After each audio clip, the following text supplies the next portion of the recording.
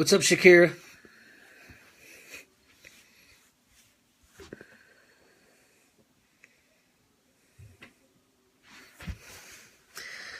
Hey, Connie. The Big Game Hunters Association seems to be picking up some pretty good momentum. That's pretty awesome. Boosa, Hua, airborne.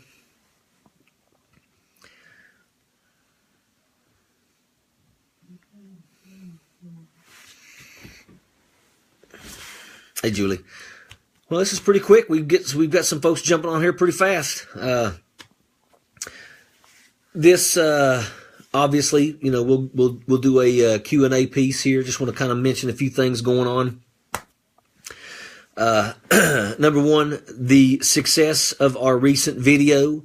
It's definitely, you know, got nationwide support, which is important. You know, one of the main reasons why we, you know, put this video together is, you know, we are wanting to let people all across the United States of America see, you know, what goes on in our backyard. And I think that's important.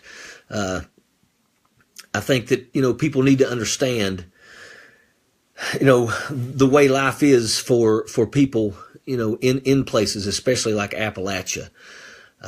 So the video has been absolutely phenomenal. It's been, you know, it's on Twitter, it's on YouTube, and obviously it's on Facebook. It's been seen thousands of times, you know, really good comments, you know, and that's what it's about, you know, trying to get our message out in these parts all over the United States of America. And it has been, you know, a pretty big success. And the best part about it is, you know, it was filmed by a guy that is, you know, he was a coal miner. And he is absolutely amazing. And he was able to come here, do a couple days worth of filming and get this video out. Since doing this video, you know, he's starting to pick up a lot of momentum himself. Actually, he's being sent to Virginia to do another commercial for a school teacher that is also running for Congress.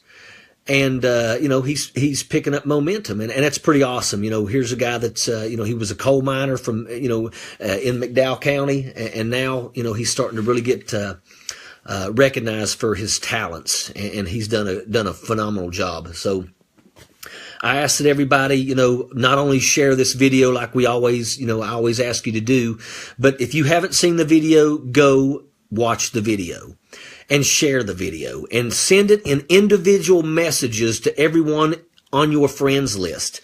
You know, it might take a little bit of time, but that's important, because if you send it to 10 people and 6 of them watch it, you know, I think they will really get an understanding of what, you know, how things are and what I'm trying to do, you know, and I am trying really hard to be able to get on the national level and highlight what we have here in southern West Virginia. You know, I've said many times, we have the hardest working people in the world right here. We have the best welders, the best fabricators, the best mechanics.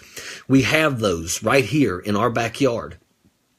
And I would like to convince people from all over the United States of America to come to West Virginia to find that workforce that can help them be successful in their business. And that's something that I'm really, really interested about. So that's why the video, it's so important for people to share the video, watch the video, and just tell everyone that you know about it.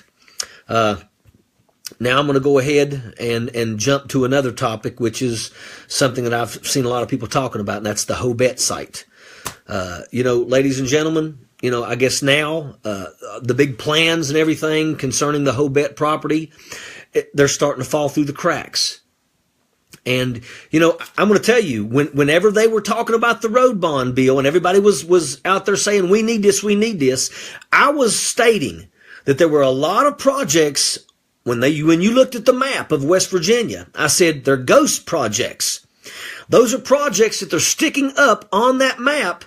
And number one, they don't have to do none of those projects, but they made everyone think that they were going to do it.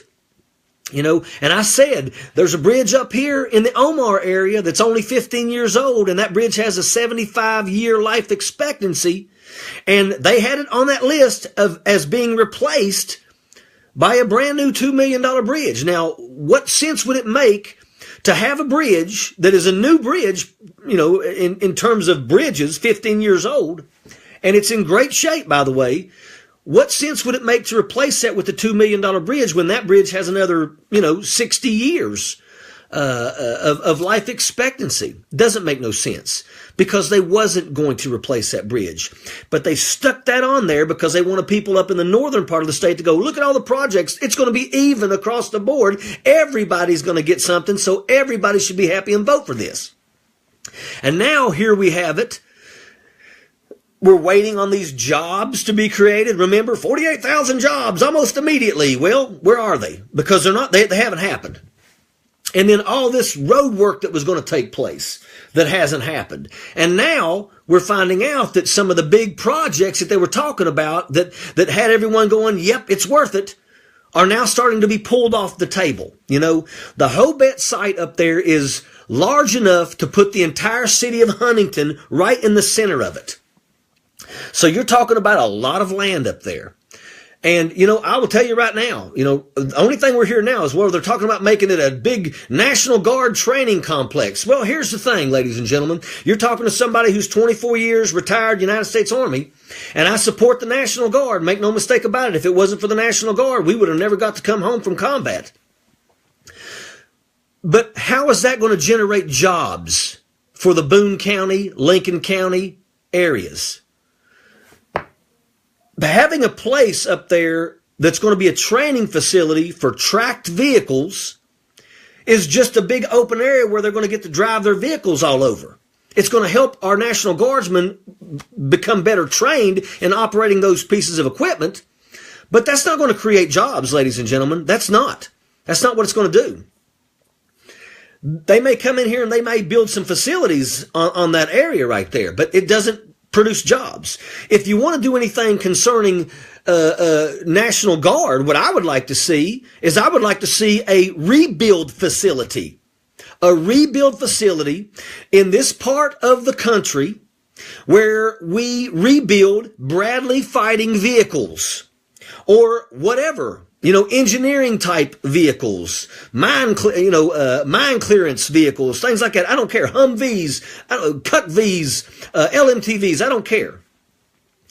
Because if you did that, then you would hire, that's what would happen. We would have to hire locals to work in those rebuild facilities. And it would be locals with those jobs working for the government that would rebuild the Humvees, would rebuild the Bradley fighting vehicles. Our mechanics would be the ones that would be working at those facilities, and they'd be working for Uncle Sam, and Uncle Sam's checks don't bounce and they're never late.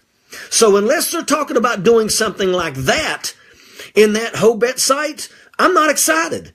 Because if all you're going to do is just make it an area where you can go and do training, which is great, by the way, but it's not benefiting the state of West Virginia. It's not benefiting the people that are looking for jobs in Boone County and Lincoln County, because where the Hobet is, you can get to Lincoln County if they do those roads quickly. And that means the people in Lincoln County now can have access to the jobs that will be going on the Hobet site.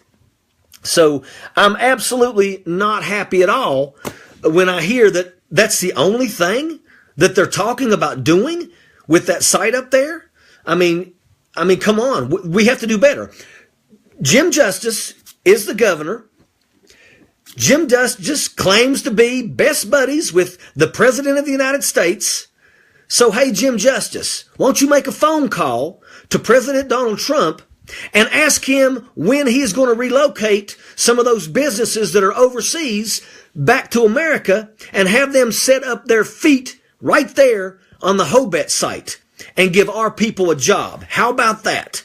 It drives me crazy because everybody talks about all this great stuff, and that's exactly what happened. And everybody voted for this because it sounded like it was going to be great. Jobs are going to be created and roads are going to get fixed, and we have seen little to nothing So, I tell you, it really drives me crazy when I hear about all the positive things that were supposed to take place up in that site that they used to have everybody's mouths watering because of all the jobs that were going to come. And now all of a sudden they just fizzled out. And that's unacceptable because, there's a lot of people in these parts down here that are waiting for something to go in up there so that they can have the ability to go get work and possibly stay in West Virginia versus having to relocate out of West Virginia to find a decent job. And that's what you, as the governor, need to do. You need to dedicate that site right there, and you need to figure out how to put something there that's going to benefit the people of this area. And once again, I'm not against the National Guard setting things up there. But if all it's going to be is a location where you just drive vehicles so that our soldiers can get better training, what does that do for the people of Boone County, Lincoln County, Logan County? What does that do for the surrounding areas that are right now looking to you for jobs? So I wanted to definitely bring that out there because I think it's something that is absolutely important, and we desperately need it. I will tell you also that I had a guy, I'm not going to mention his name, he come down here the other night, was at my house, and he's interested in some agriculture opportunities, and the next time he come down here, I'm going to try to take him up there to the old wood plant in Holden, because he's looking at that, if it's adequate, to possibly be some type of a processing center. And I'm looking forward to taking him up there and trying to get an opportunity to have someone take us around. I'm trying to find jobs. That's what I want to do. And that's important to me. I really want to figure out how we can put our people to work, because that's the most important thing right now. We got to give our people jobs. And I would like to be able to bring things to this area that can give them better jobs than just flipping burgers. I want it to be where, when you're in high school, you're working at Wendy's. I don't want it to be when you're 47 years old, you're working at Wendy's, unless you're the manager and they make decent money. But, I want people to be able to have the jobs that will allow them to be able to stay here and to be able to raise their families. If you watch the video I talk about, we have people around here that are great. They're hardworking people, and everybody deserves the right to be able to put a smile on their children's face. Right now Christmas is just right around the corner. And, there's a lot of people around here that are wondering if they're going to be able to put a smile on their children's face. And, the one thing that we can do to help them is bring jobs to this area around here. And I don't want to hear nobody come on here talking about, well, nobody can pass a urinalysis. I've said this before, ladies and gentlemen. We need to give them a reason to pass a urinalysis. And that's a fact. Let's offer decent jobs out there for these people to be able to get these jobs and be able to take care of their family. And maybe then it'll give them a sense of hope to be able to continue on and raise their family versus just completely giving up on life because we have nothing around here. So that's what I want to do. So I'll go ahead now and I'll open this up. Once again, I'm asking everybody, if you have not seen the video, please go watch the video. And I want you to share the video. And I would ask each and every one of you all to individually copy that link and start sending it to all of your friends, and say, watch this video. Give this guy a chance.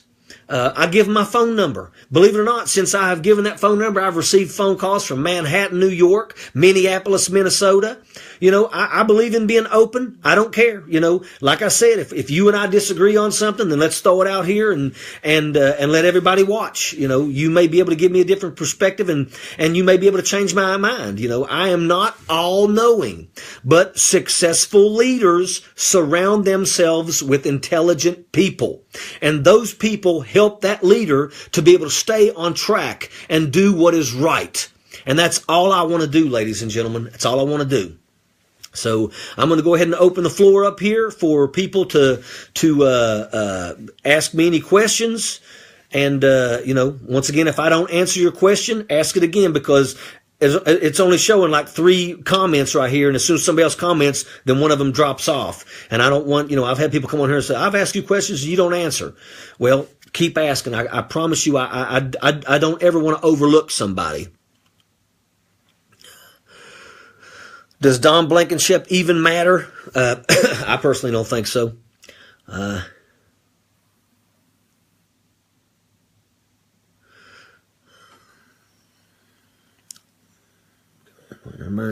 Recovering addict, 29 months after using for 21 years.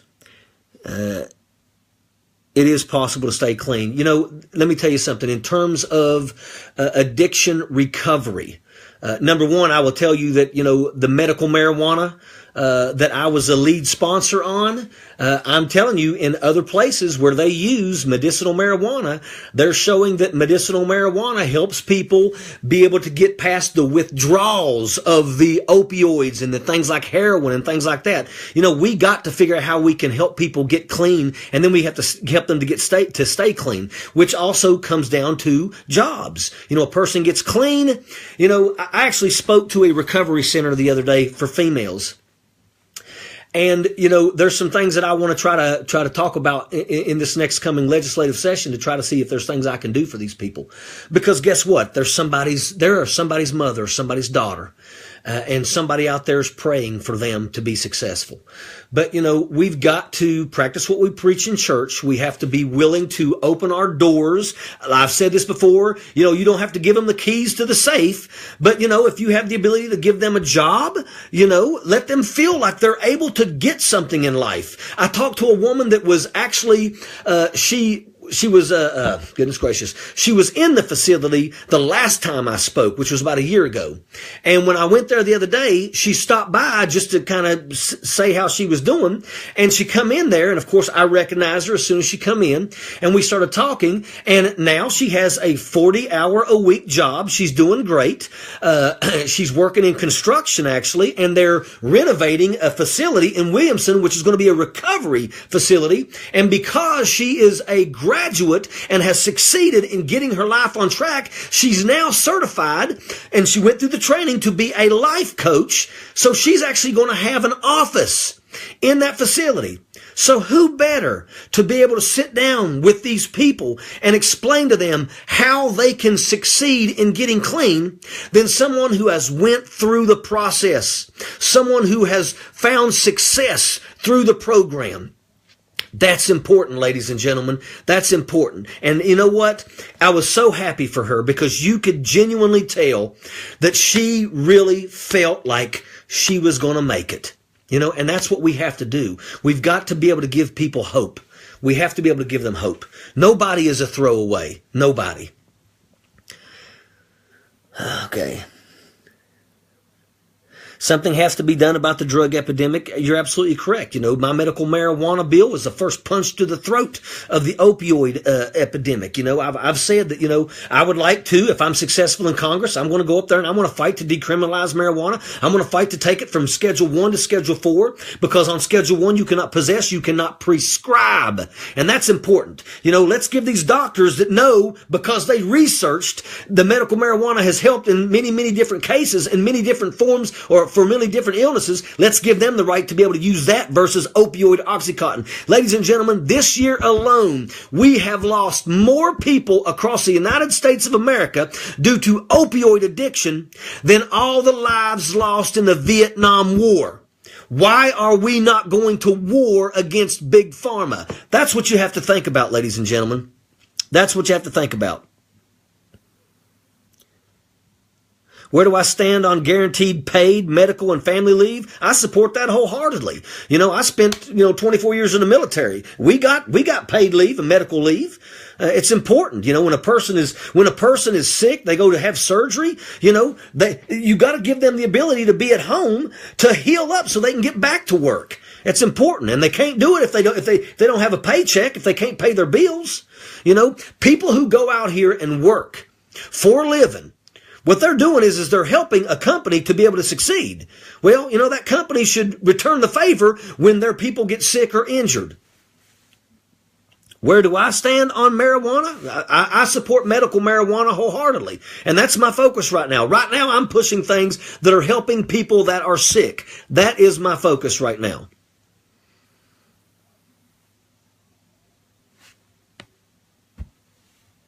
Make no mistake about it, Barb. Am I going to try to get pharmaceutical companies out of the medical marijuana and allow people to grow their own? This next session, I'm pushing. I'm going to push to bring the plants back. You know, the reason why that that they did not want this when the senator told me Big Pharma doesn't want it was because they can't control the money and they can't put it in their pocket. You know, they don't want you to be.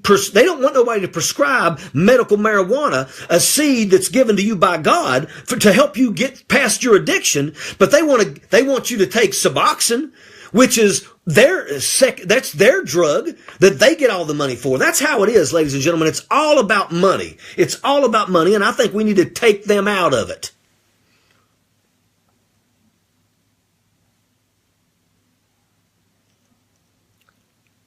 When are they going to start hiring for state road jobs like Jim Justice promised?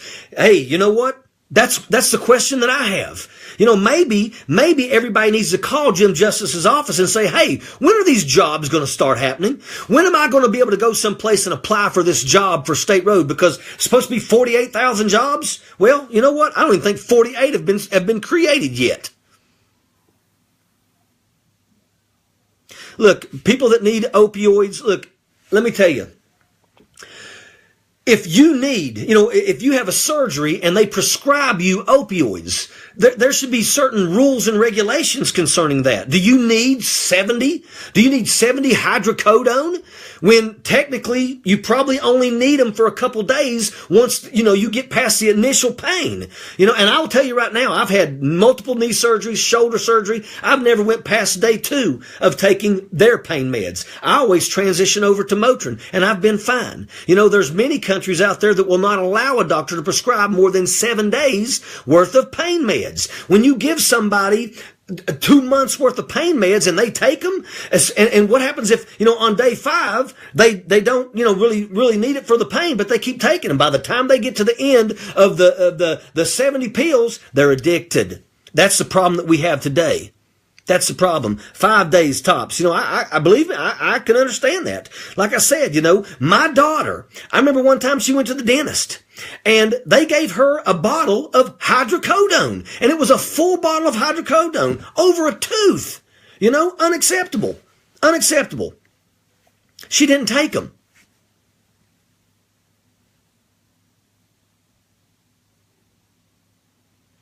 What is the mood in the Senate when it comes to industrial hemp? Well, first off, hemp's legal. You can grow hemp. I think we need to embrace hemp production around here because, like I said, over 50 different industries can come from hemp alone. Paper, clothing, cordage, animal feed. There's all kinds of things, and once again, those are jobs. I apologize. I'm having a hard time. I dropped my phone and it is cracked really bad. I'm actually hopefully my new phone will show up here in the next day or so. What about net neutrality? I will tell you, I'm absolutely appalled. I did a video about net neutrality. Doing away with net neutrality is nothing but greed. That's exactly what it is. And I have 60,000 plus signatures, and I plan to take them to Patrick Morrissey's office, and I'm going to lay them on his desk and tell him he needs to fight for the people of West Virginia. That's his job. He needs to do it. And I'm going to give him 60,000 signatures, and the majority of them signatures come from West Virginia. So I expect for him to do his job. That right there was absolutely unacceptable what they did. But that's what's angering me right now, ladies and gentlemen. That's what's angering me about some of these positions. People are being appointed to positions and ain't got a daggone clue about what they're doing. I got Ben Carson's a brain surgeon, but what does he know about HUD? Nothing, but he's in charge of it. DeVos in charge of education. She ain't spent a day in a classroom. That's what's bothering me, ladies and gentlemen. Did you all see the question and answer session they did about the new guy that the president has selected to become a Supreme Court judge who couldn't answer basic questions about law? Come on, ladies and gentlemen. Successful leaders surround themselves with intelligence. They do that. Not a bunch of daggone knuckleheads. And right now, that's what's happening. And it's really starting to irk me. It really is. You know, the guy over top of the FCC that just canned net neutrality, he was a lawyer for Verizon. Watch and see what happens, ladies and gentlemen. Watch and see what happens if we can't stop this. I'm telling you, they're going to charge you for every single text, tweet. You know, they're going to slow down their competition so that every time you try to watch a show, you're going to get the buffering symbol. You know, that's what's going to happen. They don't want you to watch this news agency? Well, then guess what? You won't. We're better than that. You know, we're the tax-paying citizen. They're supposed to work to try to protect and make our lives better. And all they're doing right now is helping the top. And it's absolutely sickening.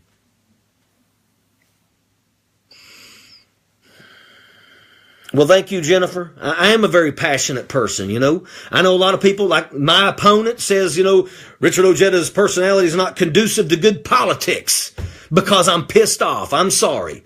I'm pissed off because of the things that are going on around here. He should be pissed off. Right now, the National Guard are patrolling his streets.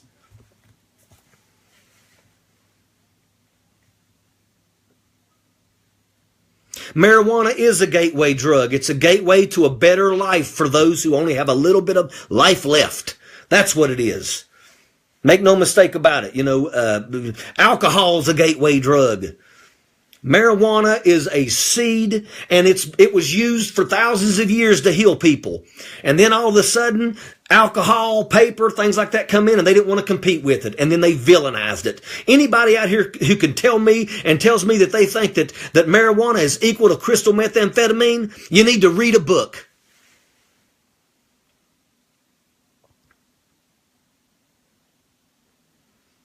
Where do I stand with North Korea? You know, I tell you, I hate the saber rattling that's going on. You know, personally, diplomacy is important. But, you know, when something like that, you know, if he strikes at us, make no mistake about it, I have no doubts. I have no doubts. He knows the moment he throws a strike at us, his existence is over. Over. As a person who's spent a year in Korea, the South Koreans can fight. And they have all of the step-down equipment that we have. You know, and I'll tell you another thing, too. You remember Desert Shield, Desert Storm? You know, Desert Storm was a 100-hour war because our Navy and our Air Force is no joke when you tell them, have at it, boys. Make no mistake about it. And I tell you, I personally think it could be one of those if we let our Navy and our Air Force do what they do. Because I'll tell you right now, as a paratrooper in the United States Army, you know, the Marines and the Army, we talk a tough game about being on the ground, boots on the ground, but make no mistake about it. When the Navy and the Air Force flex their muscle, that's a thing to see. And nobody can touch us. Nowhere in the world can you touch our Navy and our Air Force. That's a fact.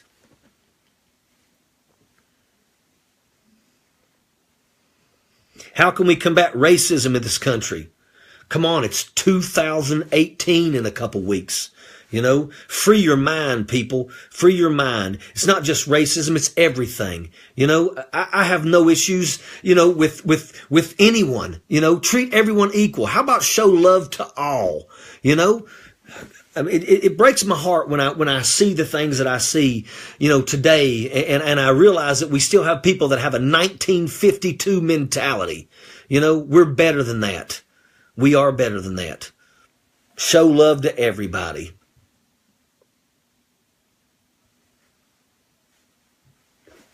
I got 99 people on here right now. I'm hoping I'll get some decent shares here. Ask me some more questions, ladies and gentlemen. If I didn't answer your question, throw them back up there. What's up, Lindsay? Dickie's having a good time in Mexico. Equality for everyone, absolutely. That includes the LGBT, ladies and gentlemen. You know, everybody deserves the right to live happily in America. And you know what? If you want to serve this country, somebody just tried to call. You know, when I was in the United States Army, I've shared foxholes. I've shared vehicles going down Baghdad, Route Irish, the most dangerous stretch of road on the planet, with people of different color, people of different religion, you know. And you know what? There may have been some in there that may have been in the gay community, but they wasn't out, you know, because they probably felt they couldn't, you know. And that's not a way to live. Show love to everybody. I like the old Eminem quote, "You be good to me, I'll be good to you." How can we help the homeless issues? You know, one of the things that I really think would be positive, you know, whenever I see a school building shut down, and I see people talking about, you know, trying to use those buildings rather than just let them rot to the ground. You know, we can use those for opportunities. Recently, I spent some time with Mayor Vivian Livingood of Gilbert, and I will tell you, she is phenomenal. I mean, I love the woman to death. And there's a school that, you know, they're going to do some consolidation and they're going to leave a school and it's going to be empty. But, you know, she's already thinking about what they can do to turn that school into a positive. And that's the type of leaders that we need amongst our communities. We need leaders that think outside the box. We need leaders that, you know, are always looking for ways to improve their communities. That's the kind of leaders that we need. And I tell you, I love Vivian Livingood. I think she is a phenomenal leader, and she's always out there trying to do positive things. And anytime I get the opportunity to go sit and spend some time with her, it's always a good time.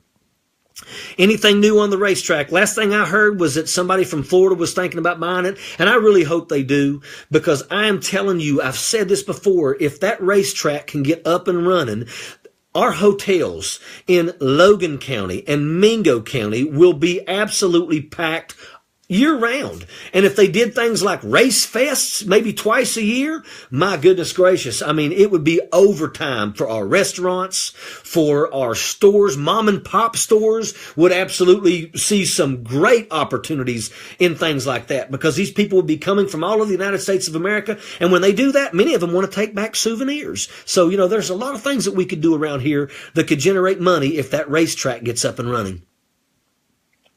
How about minors' retirement? Absolutely. You know, I'm hoping here that this happens very, very soon. And if I go to Washington, D.C., make no mistake about it, you can count me in on that fight to try to make sure that our retirees get that retirement. You know, they deserve that. They worked. All of my uncles are retired UMWA coal miners, and they absolutely deserve that pension. Should not go away. That was a promise that they were given, and we cannot let that fall. You know, I do. That's one of the things, you know, in the video, you know, one of the guys says, you know, a guy that I grew up with, he's a coal miner. And that's what I want you coal miners to understand, is that many of the coal miners around here that I know have been friends my whole entire life. And if you think for 1 second that I don't want them to be able to support their family, you are wrong. You know, one of the things that I really wish nationally we would start hearing about, and that's infrastructure. They talked about it at one time, but it's kind of drifted off into nothing. But infrastructure across the United States, didn't we just have a train in California, you know, go off the tracks and people died today? You know, what was the cause of that? Was it the rails? You know, what was the malfunction? Was it because of the infrastructure that we have?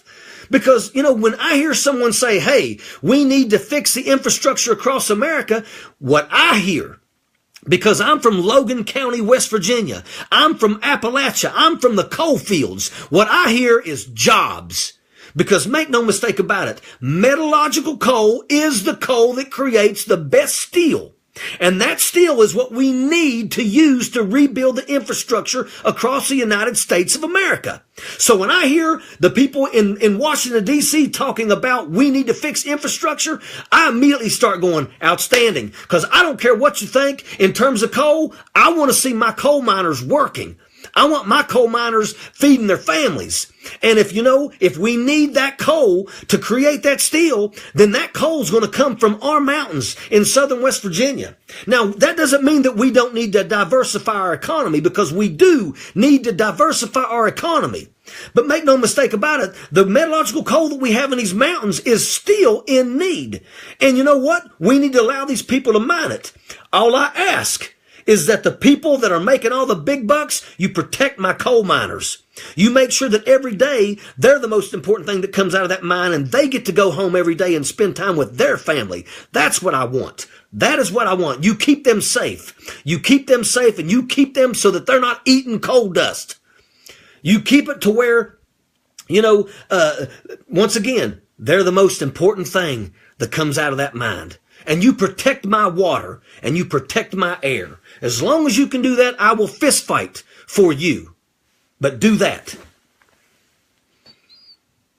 We do need to jump on green energy. Hey, I would love nothing more. Let's build solar panels. Come to West Virginia and build your solar panels.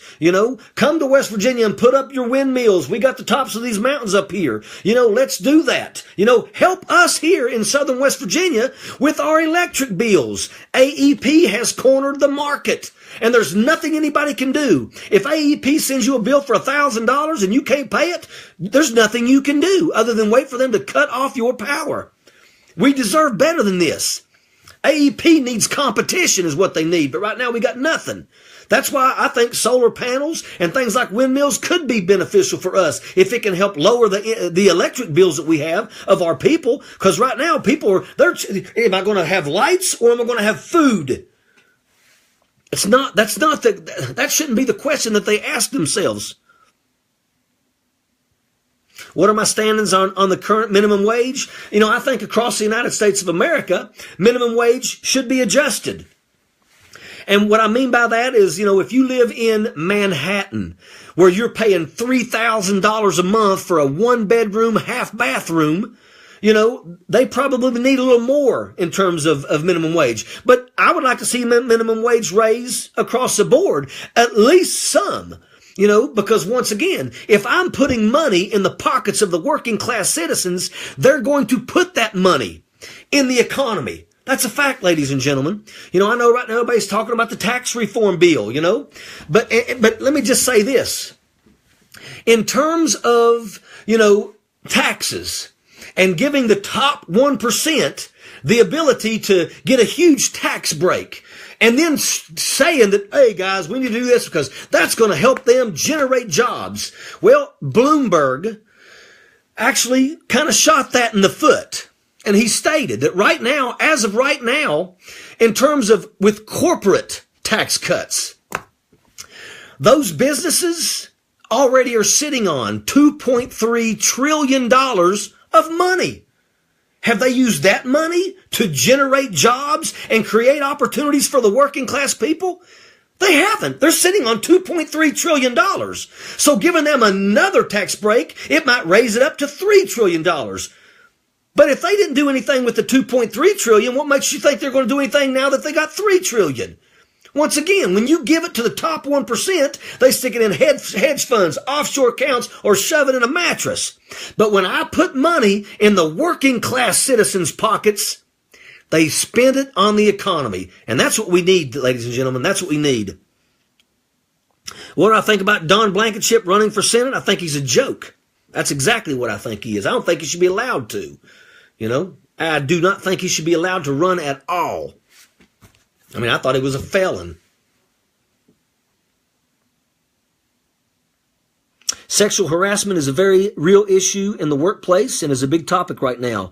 How can we support victims of sexual assault and harassment? First off, you know what? People should have the right to be able to point out, those type of things. And there should be no repercussions to that. Let me tell you guys, I spent 24 years in the military. Those things don't happen. We have females in the military, and I can assure you, when someone sexually harasses a female in the military, they will be dealt with. Everybody deserves to have equal treatments. Everybody should be treated properly at the workplace, regardless of sex, race, creed, gender, whatever. Doesn't matter. How about bringing ag programs into our community and state college, like Bluefield State College, Concord University, Southern West Virginia Community? Absolutely. I would love to see agriculture programs come to these areas right here. I think, I really think we should. I think people need to learn more about it. And I will tell you that right now, because we have all these areas on the tops of these mountains, agriculture could be huge. Medicinal marijuana, lavender, and hemp, those three crops alone could change West Virginia. That is a fact. They could change West Virginia. And you know what? Why not let our people be able to capitalize with that by getting the education needed to be able to start their own businesses and do those type of agriculture programs? What is the latest on the Supreme Court expenditures? I know that one of the Supreme Court justices of West Virginia apparently spent $10,000 for somebody to come here and write an opinion. Hey, I've said it before. I'll say it again. The last video that I did that I ripped the Supreme Court was seen over 130,000 times. And I'm telling you, ladies and gentlemen, I've already got legislation ready to drop to get oversight over their spending. I'm not happy at all with the things that they have done. I think that they're greedy. When you run for office, your goal shouldn't be wealth and power. You're running for office because you're wanting to represent the people in your area, and you want to do positive things for them. And if you go there with any other thoughts, then you shouldn't be there in the first place.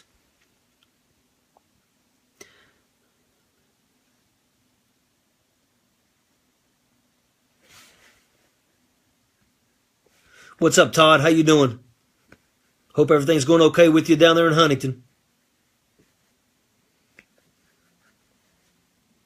Give me some questions, ladies and gentlemen. I think this has been a pretty good question and answering session. As you know, I like to do this. And like I said, I absolutely enjoy standing in front of you people and answering your questions. I'm staying very busy, Todd. Very busy.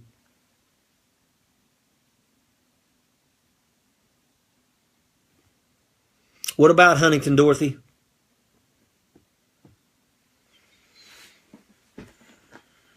I'm not trying to throw stones, I'm just saying that, everybody knows, right now, Huntington has some amazing people that live there. I've been up there quite a bit lately. And the thing I love about Huntington is there is a lot of people in Huntington that are fighting for their communities. I mean, they are fighting. I was on Alligator Jackson's show just a few days ago. And we were in Johnny Ray Rice's gun shop. And I thought it was a great opportunity. Had some great conversations, but there's a lot of people in Huntington that are worried. And I will tell you this, you have to get control of this. But you're not going to get control if you're cutting your police and fire. You're not. The user fee in Huntington is twice. It's twice as much as it is in Charleston. And the user fee was raised from $2.50 to $5 so that you could support your police fire and put more cops onto the streets. But in Charleston, where it's $2.50, they got like 170 officers. And in Huntington, where it's $5, they've only got 86, I think it is. And I think 2 of those are secretaries from what I heard. That's unacceptable. Where's that money? Why are you not using it to put more officers on the streets? So, the people there in Huntington, they want to have safety. But you're not going to get it if you're cutting police and fire. You're not. Right now, the murder rate in Huntington per capita is more than Chicago. And I think it's sad that the National Guard are having to patrol down in that area. Businesses are leaving. So, something's got to be done. But I'm telling you right now, what needs to happen is you need to make sure that your money that you're charging the people is going for the right things, such as strengthening your police and fire. It's got to happen, ladies and gentlemen.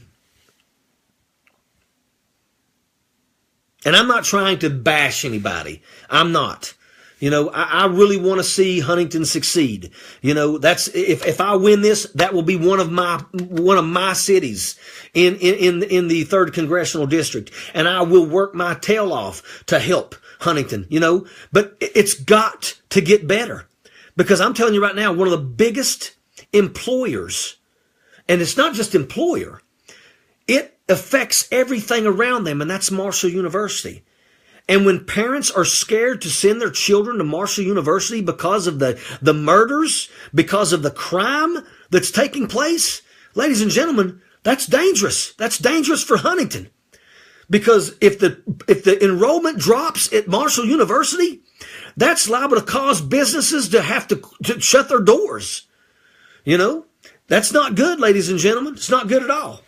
That's why it's important. And let me tell you something. The police are busting their tails in Huntington. You know, they are absolutely working overtime. The police force on Marshall University are working overtime. They need help. And you know, it would be nice if the user fee money that was raised actually went to take care of them. It's a shame that a big chunk of that went to go buy a floating garage. Take care of your police and fire, because they're the ones that take care of you. Thank you, Teresa Atkins. I try my best.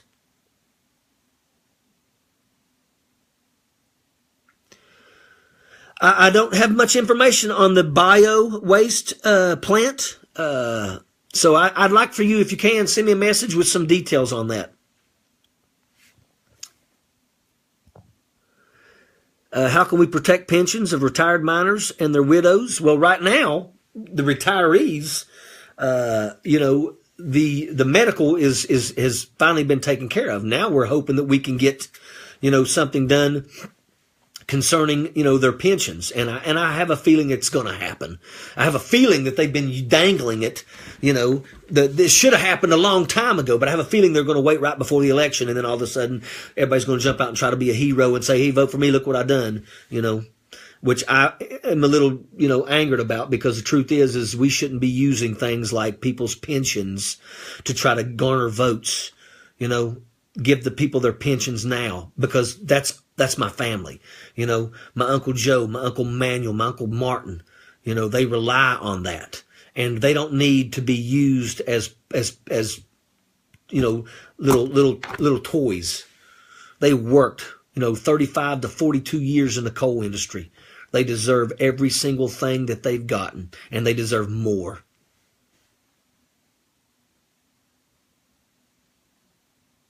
Well, you know, Michaela, you know, if you don't, you know, and this is not to you, Michaela, but this, if people in an area do not feel like they are getting what they voted for, they should go over someone's head and start making phone calls to the governor. But ladies and gentlemen, that's why I'm pushing this recall bill. I'm going to push this recall bill that's going to let you fire me if I'm not doing my job. And maybe if that recall bill goes into operation, there'll be a lot less people out there trying to run for office when all they're doing is running for office for a paycheck, because they don't want to run for office and get embarrassed when they get thrown out on their backsides.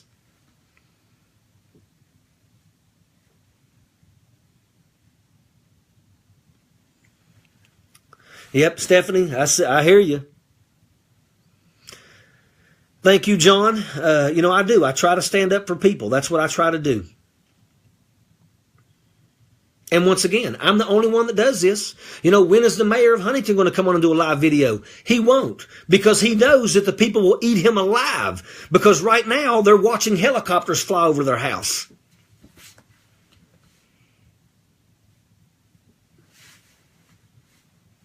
You know, I don't want to be a career politician.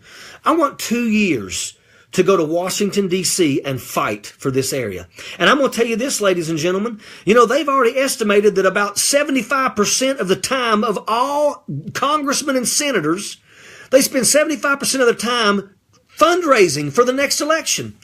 That's not me. That's not me. I'm telling you right now, I've already told my people that are working on my staff. If I go to Washington, D.C., I'm going to focus for 2 solid years to get things done. And if I can't get things done, I'm not going to bother people by saying, can you vote for me again? I'm going to bust my butt for 2 solid years. And if I do a good job in Washington, D.C., then make no mistake about it, the people will support me again. If I don't, then they don't need to support me. I don't deserve their support. That's the way it should be. You know, it's sickening. It is sickening when people go up there and all they do is focus on trying to continue on with the job, and they're not putting 110% towards doing that job. You know, to me, that's a theft of the taxpayers' money. And it's also, you know, going against the promises, because everybody says, I'm going to get up there and I'm going to fight. Well, fight means fight. Where I come from, fight means fight. You know, where they come from, fight means get up there and then kind of just, you know, get in line and then work behind the scenes to try to do these things. Where I come from, fight means fight.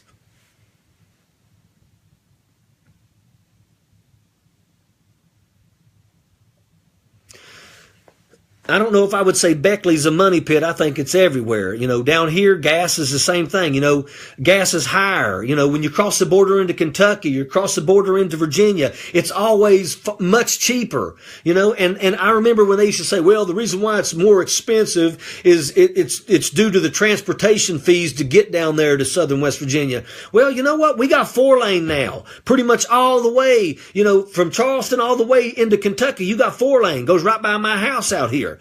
You know, why is it so much more expensive now that you can take a tractor trailer could drive right through the area?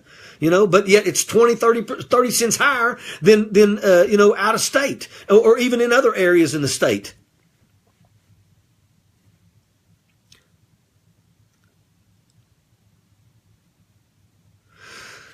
Okay, why did leaders not find other fuel sources or new businesses back? Let me tell you something. One of the things that West Virginia is a victim of. West Virginia is a victim of putting everything in one basket. And they wanted everything in one basket. If you go back a few decades, you're going to see that they wanted everybody had, and this is coal. Everybody worked in the coal industry. They wanted your kids to graduate from high school and go straight into the mine because that was a new fresh body for them. That's what they wanted. They didn't want anybody to come in here and compete against their industry because that's what they wanted everybody to do. When I was in high school, I can remember going to my counselor and I said, I wanted to do this, this, and this. He said, no, you're going to be a coal miner. Well, I don't want to be a coal miner. You know, all of my uncles told all of us when we were kids, don't go into the coal industry because it's feast or famine. You know, you're doing great this year and the next year everything you own has a for sale sign on it. So that was what I thought. You know, and when I graduated high school, there were 3 choices: dig coal, sell dope, or join the army. I chose the military. You know, we deserved more, and we should have had more back in those days. But once again, it was all about the operators. You know, and like I said, I want coal operations up and running down here. But you know, when you're making millions upon millions of dollars, how about help us out a little bit and not make everything go on the backs of the working class people, to include the coal miners that are out there busting their hump to feed their family.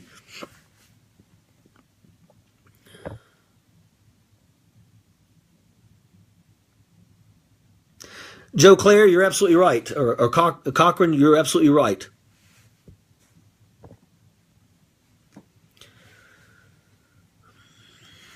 Larry, I agree. I'm the same age as you are, and you know, that's pretty much reality. You know, coal mining was the only opportunity for people that stayed in West Virginia down here. You know, and there's a lot of people out there that are proud coal miners. I mean, let me tell you something. That is a profession that is one that, you know, you can look in the mirror and say, hey, I work for a living. You know, it is an honorable profession. You know, like I said, you know, I lost one grandfather to a coal mine collapse. The other grandfather laid track in the mines till he was in his 70s. All of my uncles worked in the coal mines.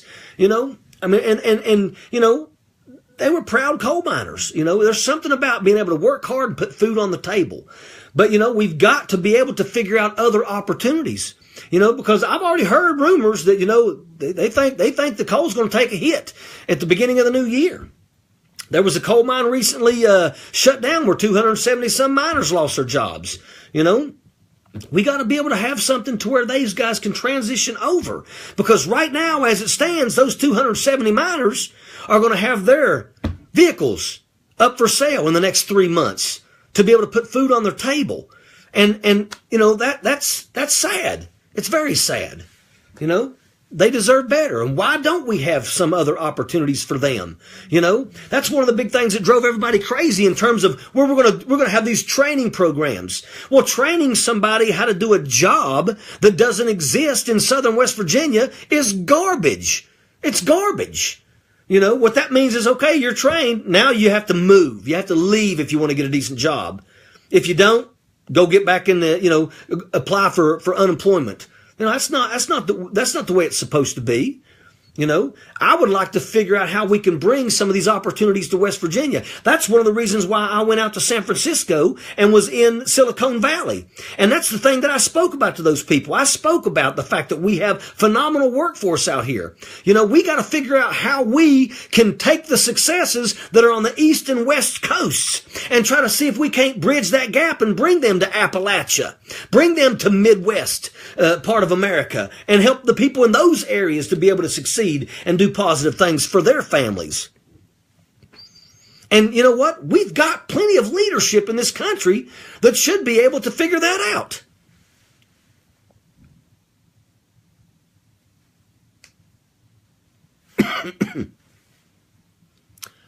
You know, Joe, I am all about trying to figure out what we can do to entice companies to come into our area. You know, if it's tax breaks, I don't care. Come to West Virginia and give our people some jobs. You know, give our people jobs, but give our people jobs that have decent benefit packages. You know, it breaks my heart that we have people out there, and you know, there's always going to be an attack on the poor, and that really drives me crazy. But you know, the person that gets 20 hours a week, the first thing we do is we take all their benefits away from them, but that 20 hours a week only pays them exactly what they were making when they were on welfare. You know, except now they're working 5 days a week and they're not going to spend no time with their children. And now they're going to have to pay some of their money for child care. So that's the problem. You know, we got to figure out how we can say, hey, look, if you get a 20-hour-a-week job, instead of taking all your benefits, we're going to leave you some so you can at least be at this level to where you feel like you're getting something out of going to work. Because most people that get here and they lose their benefits, they work here for a short period of time and they say, you know what, I'm going back on the check because at least then I get to be at home with my children. So we got to figure out how we can do better for those people. And I think that's important.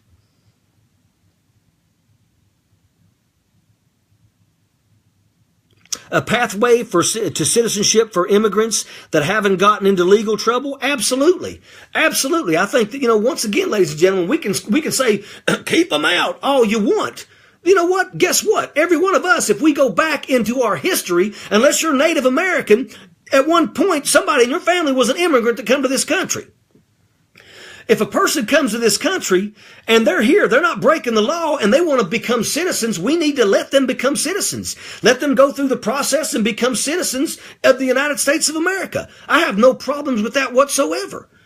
You know, I have succeeded in helping to get 5 of my Afghan interpreters to America. And if anybody's got an issue and you haven't went over there and picked up a rifle and manned a post, you need to keep it quiet.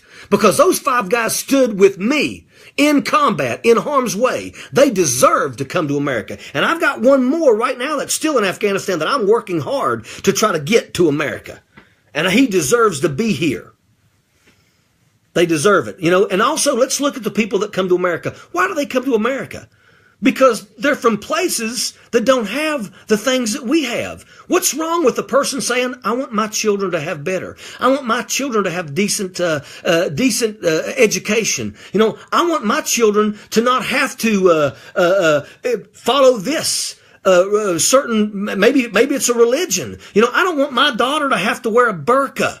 You know, what's wrong with that? You know, come to America. Come to America. Come here legally. Go through the process and become a citizen. I have no issues at all with that, ladies and gentlemen.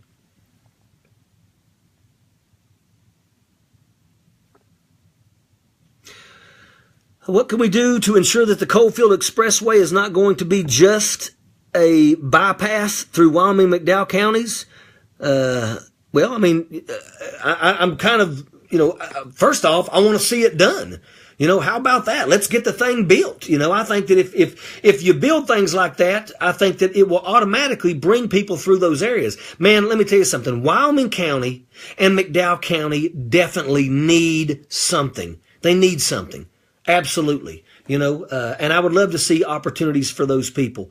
And I'd love to see something go through Wyoming County because, you can drive from one end of Wyoming County to the other end. It'll take you forever and you got to stop twice and throw up because it's the roads are this, I think that 4 lanes through these areas do, bring positive things to these areas. Logan County. Logan County has a 4 lane that goes all the way through it now. You can go to Man, Chapmanville, and Logan on the 4 lane now.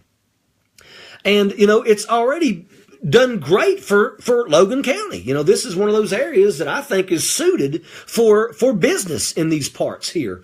As a matter of fact, one of my friends that opened up the Appalachian Cannabis is interested in coming down here to Logan County, making closer to places like Mingo County, and Wayne County. But also, once again, CBD oil has already shown great results for many people out there, and it's wonderful. My daughter takes it. My wife takes it. My mother takes it. I'm a huge supporter of the Appalachian cannabis, and I'd love nothing more than to see that opportunity come to these areas here, which would also create some jobs.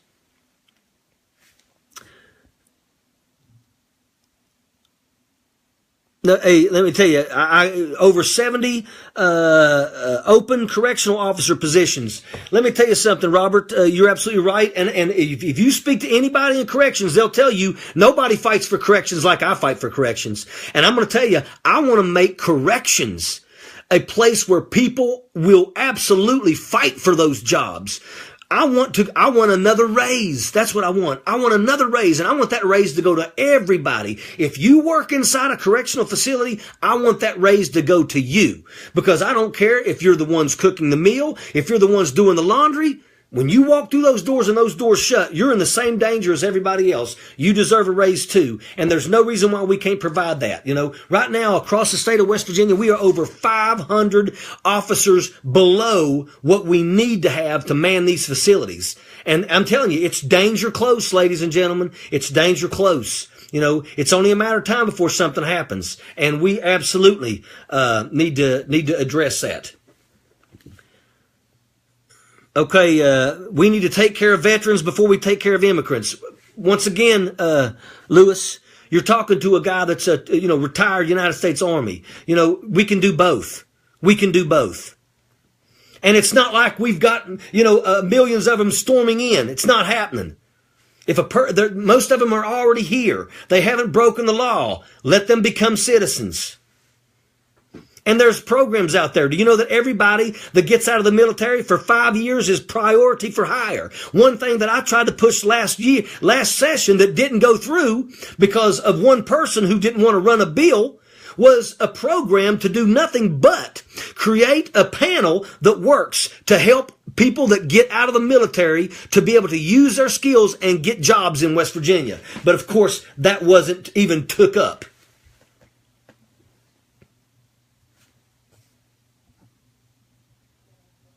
As a veteran, how do I feel when people kneel for the national anthem in protest? Well, let me tell you, ladies and gentlemen, I believe in the Second Amendment, and I don't think it's broke, so don't mess with it. Well, guess what? The First Amendment isn't broke either. Don't mess with it. A person has a right. I don't like it. I'm always going to stand. I am always going to stand for the national anthem because I've got brothers that come home with their coffins draped with the flag. I respect it wholeheartely. But make no mistake about it. You have the right to protest. And if that's how you choose to protest, then it's your right. We can't nitpick what we want in terms of our rights. We can't do that. I don't agree with it at all. Guess what? I don't watch the football games anymore. I don't watch them at all. That's how I'm protesting. But make no mistake about it. If you feel the need to protest, you have that right, because people have died to give you that right. Yeah, most immigrants don't receive food stamps or welfare. That's a myth, ladies and gentlemen. If they're in this country, for the most part, and they're not here legally, they're trying to get through it, and guess what? They don't get them.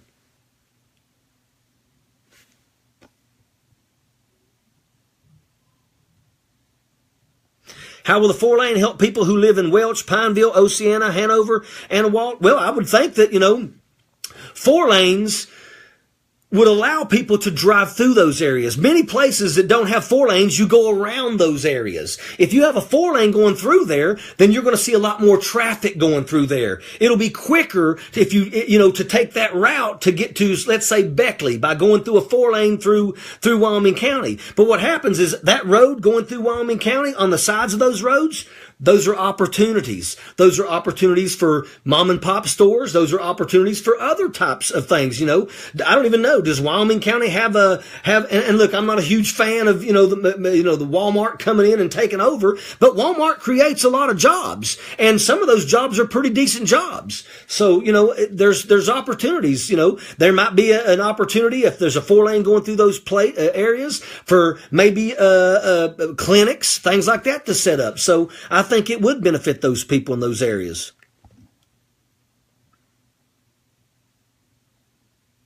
Should our nation go into debt, trillions of dollars, for this tax bill? Absolutely not. Because right now that's what they're saying, is that it's going to basically throw us in debt another $1 trillion. Who's going to pay for that? You are. And I am. And I'm not a fan of that.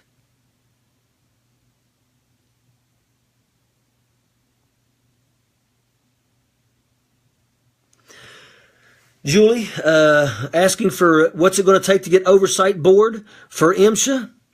The state prides itself on minors, but they're oftentimes only a political ploy for votes. Hey, you know what? Like I've said, I want the coal miners to be the most important thing that comes out of the mine. And Julie, I know that a lot of people here maybe not know this. Your husband recently passed away while working in the coal mines, and there was a lot of questions that are still needing to be answered concerning your husband's death. And I think that it needs to be looked into, and if MSHA's not doing what's right, then there should be oversight to check them. There's nothing wrong with checking the checker to make sure things are being done properly. I'm not about trying to create bigger government, but if things are being done for political reasons, unacceptable. Right now, we have a person that has lost her husband and a son that lost his father, and you know what? It needs to be investigated, and they need to be taken care of.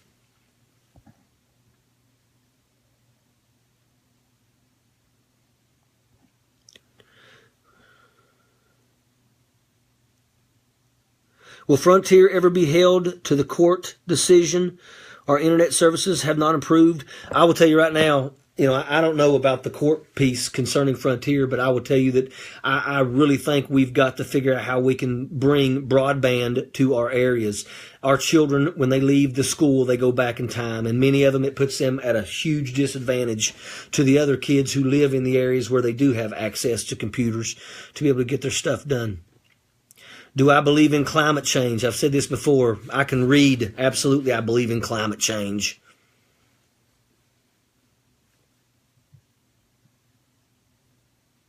Okay, Larry Browning, this question, when you receive a medical marijuana card, what about the guns? Let me tell you something. There's no way. First off, you can go to the doctor right now and you can get a prescription of Oxycontin and they don't take your guns. I'm telling you right now, medical marijuana is nowhere near as dangerous as Oxycontin and hydrocodone. They are not going to be taking your guns because you get a prescription or a card for medical marijuana.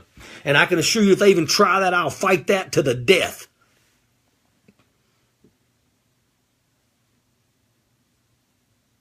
There is more than 500 positions, Robert, in terms of the positions in corrections. It's closer to 600. It's like 580 something from the last meeting that I was in with the people over top of corrections in the state. We can do better.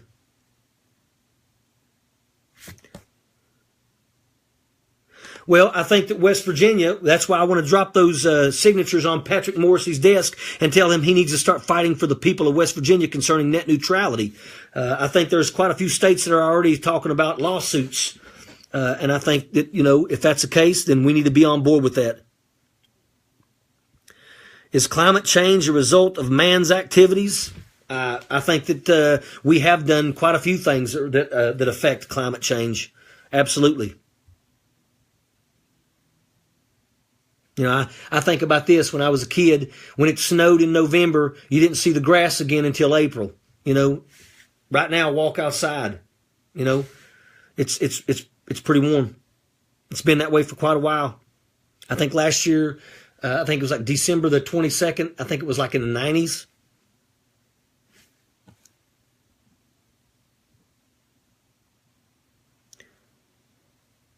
What show on Netflix am I binge watching right now? I'm watching Tudors right now. Can you be bipartisan and work with Republicans? Absolutely. Absolutely I can. If you've got a good idea, I'm on board. And I've said this before, man, there's some great legislators in Charleston that I absolutely love working with. Zach Maynard is a Republican.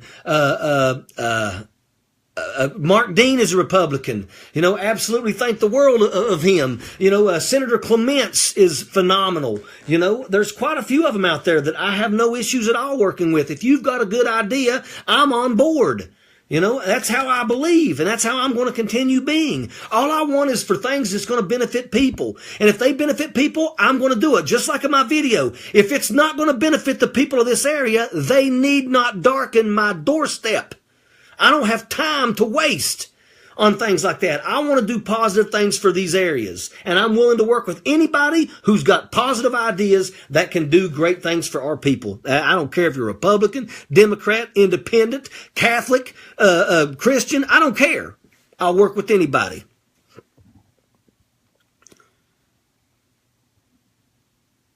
I don't believe, honestly, I want to see facts. I do not think they're taking people's weapons away over medical marijuana anywhere in America. You may hear people saying that. I doubt that very seriously. What's up, Sherry?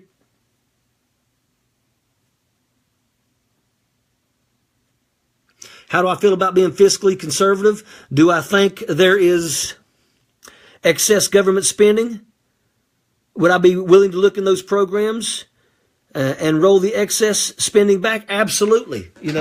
We need to be fiscally responsible with the tax dollars of the people of this country. Once again, ladies and gentlemen, remember, I'm a military guy.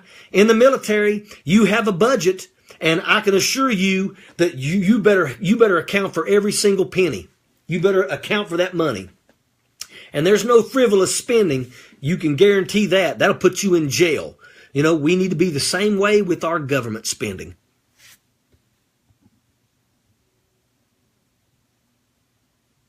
Exactly, Ronald Egner. I agree with you, man. People, it's not about the R or the D, man. Let's just focus on trying to get people that are willing to work to help the people. I really wish that, it was just, hey, Joe's running against Paul for this race. It's not R&D. One of the best things about my campaign is I remember I was probably running 3 months and somebody finally said, hey, what party are you? I like that. I like it when people say, what party are you? They don't know what party I am because I'm not out here running around screaming this or this. I'm just out here trying to say what we need to do to help our people. And there's nothing wrong with that.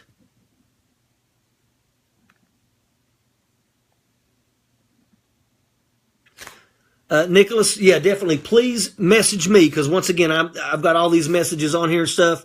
I don't want to not get it, but I want you to send me everything that you have on that because I'm going to tell you right now, it's not going to happen. All right, guys, we've been on here for quite a while. I appreciate everybody. I would ask that everybody take the time to go to voteojeda.com. Check out my platform. I'm still waiting on my opponent to put out his platform. He keeps saying in due time. He's out there raising money, lots of money, and he hasn't even put out a platform. How are you going to ask somebody for money and you're not even going to tell them what you're about? Think about that, ladies and gentlemen. Think about that. You know, that means that people are giving money and they don't even know what he's about. That's the problem that we have with money in politics. You know, big corporations will quickly give money to this guy, even though they don't even know what he's going to do. But they think, hey, that guy, he'll do what I want him to do. Let me tell you something. I don't want that money. I don't want that kind of money. I want people to go on to voteojeda.com. And if you want to send me $5 or $10, that's what I'm going to win this campaign with. And I can win with far less than what most people win with. I can assure you that. So if you want to go on to voteojeda.com, check out my platform. If you want to donate to my campaign, it would be very much appreciated. I want everybody to go, and I want you to watch the video. Okay, you can go to my page, watch my video, and I want you to share the video, the commercial that we did. It's about 4 minutes and 18 seconds. I want you to watch it. I want you to share it. I want you to copy the link, and I want you to send it to all of your friends individually, especially if they're in the 3rd Congressional District, and say, hey, check this guy out. Give him a chance. Listen to what he has to say. And if you want, why don't you give him a call, because he'll answer. Sappers clear the way, airborne all the way.